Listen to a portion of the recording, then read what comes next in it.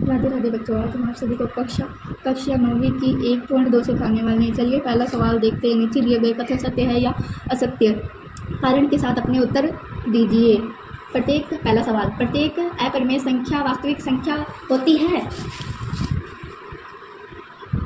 वास्तविक संख्या, हमसे सवाल में पूछा है कि अपरिमेय संख्या वास्तविक संख्या है, तो यह सत्य है। आप पूछेंगे कैसे, तो फिर आप देखिए, अपरिमेय संख्या वास्तविक संख्या है और अपरिमेय संख्या वास्तविक संख्या हो सकती है, पर वास्तविक संख्या परिमेय संख्या या अपरिमेय संख्या नहीं हो सकती। इसलिए हमारा कथन सत्य है, क्योंकि वास्तविक संख्या में परिमेय तथा अपरिमेय दोनों ही संख्या होती है। चलिए अब दूसरे सवाल की ओर बढ़ते हैं। संख्या रेखा, दूसरा सवाल, संख्या रेखा का प्रत्येक बिंदु √m के रूप का होता है, जहाँ m एक प्राकृतिक संख्या है। असत्य।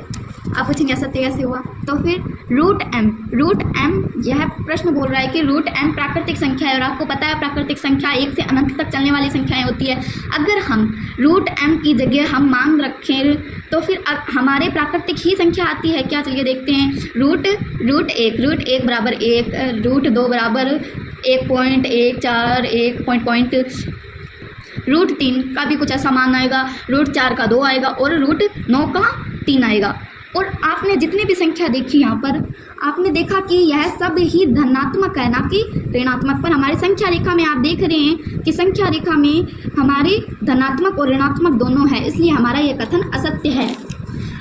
क्योंकि किसी भी प्राकृतिक संख्या के वर्गमूल के मान ऋणात्मक नहीं होते हैं। चलिए अब हम तीसरे सवाल की ओर बढ़ते हैं। चलिए तीसरा सवाल, प्रत्येक वास्तविक संख्या एक अपरिमेय संख्या होती है। यह कथन भी असत्य है हमारा। आप पूछेंगे कैसे है। इस कथन में हमसे बोला प्रत्येक वास्तविक संख्या क्या अपरिमेय संख्या होती है। मैंने आपको बताया था कि वास्तविक संख्या अपरिमेय संख्या नहीं हो सकती। अपरिमेय संख्या वास्तविक संख्या तो हो सकती है, पर वास्तविक संख्या अपरिमेय संख्या नहीं हो सकती। तो फिर अगर हमारी वास्तविक संख्या अपरिमेय संख्या हो जाएगी तो हमारी परिमेय संख्या कहाँ जाएगी। इसलिए क्योंकि प्रत्येक वास्तविक संख्या परिमेय संख्या या अपरिमेय हो सकती है। चलिए दूसरे प्रश्न की ओर बढ़ते हैं। दूसरा प्रश्न, क्या सभी धनात्मक पूर्णांक के वर्गमूल अपरिमेय होते हैं? यदि नहीं तो एक ऐसे संख्या के वर्गमूल का उदाहरण दीजिए जो एक परिमेय संख्या है। चलिए हल की ओर बढ़ते हैं। यह सवाल हमसे क्या पूछना चाहता है, पहले उसकी ओर बढ़ते हैं। यह सवाल हमसे बोल रहा है धनात्मक पूर्णांकों का वर्गमूल अपरिमेय ही है। ये हमसे बोल रहा है कि धनात्मक पूर्णांकों का वर्गमूल अपरिमेय ही है। यदि नहीं तो हमें परिमेय धनात्मक संख्या में अपरिमेय संख्या का हमें उदाहरण देना है। चलिए जैसे √1 में आप देख रहे हैं एक परिमेय है, √2 में आप देख रहे हैं 1.14, 1 अपरिमेय है, और हमसे बोल रहा है √4 बराबर 2 परिमेय है। तो आप देख सकते हैं हमारा कोई परिमेय आ रहा है, कोई अपरिमेय आ रहा है, इसलिए हम बोलेंगे नहीं, क्योंकि किसी भी धनात्मक पूर्णांक का वर्गमूल का मान परिमेय या अपरिमेय हो सकता है। उदाहरण √4 बराबर 2 परिमेय संख्या। चलिए अब हम तीसरे सवाल की ओर बढ़ते हैं। तीसरा सवाल, दिखाइए कि संख्या रेखा पर √5 को किस प्रकार निरूपित किया जा सकता है। इस सवाल को समझना आपको बहुत इंपॉर्टेंट है। इस सवाल में आपको देखना है, यह त्रिभुज है, इस त्रिभुज के हमने तीनों, ये इसका कर्ण है, हमें ज्ञात करना है √5 हमारा कर्ण है और हमारा आधार 2 है और हमारा लंब 1 है। हमने माना है हमारा लंब 1 है, आधार 2 है। जैसे हम पाइथागोरस प्रमेय का एक सूत्र लगाते हैं, कर्ण स्क्वायर, आयत स्क्वायर और लंब स्क्वायर। इसमें हमने माना, एक एक करके आप मानेंगे, 2 स्क्वायर 2 है, मतलब कि 2 लिया हमने आधार और 1 लिया हमने कर्ण, 1 लिया हमने लंब। तो हमने इसके 2 स्क्वायर लगा दिया। उसके 2 स्क्वायर के बाद में हमने 2 का भाड़ा, अगर हम 2 का स्क्वायर करते तो हमारा 4 आता है, और आपको पता ही है अगर हम 1 का स्क्वायर करते तो हमारा हमेशा से 1 ही आएगा। तो हमारा आगे यहाँ पे 5, और 5 में कर्ण हमारा 2 है, तो हमें हमारे कर्ण का ये जो 2 है हम यहाँ पर लेके आएंगे तो हमारा ये √5 बन जाएगा। तो हमारा इस प्रकार √5 आ चुका है।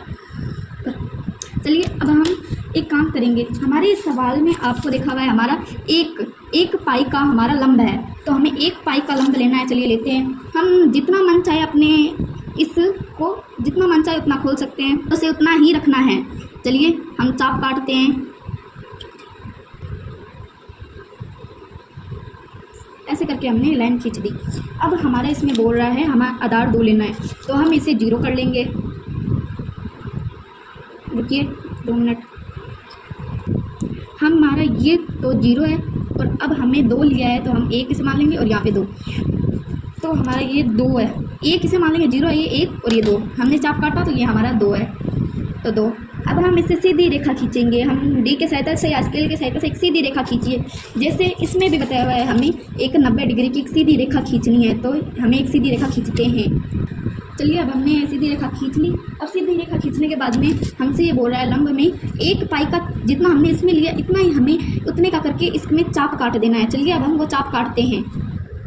चलिए तो अब हम यहाँ से एक चाप काट लेंगे, यहाँ से काटना है। यहाँ से चाप काटने के बाद में हम 0 से इसे मिला लेंगे।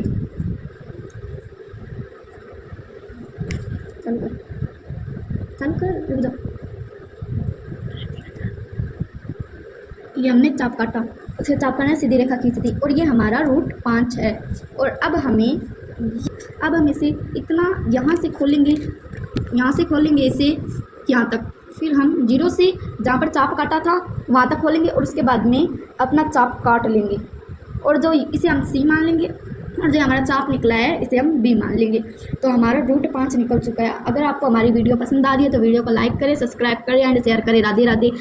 और आपके चौथा सवाल आपके पेपरों में नहीं आएगा, इसलिए आपको याद करने की कोई ज़रूरत नहीं है।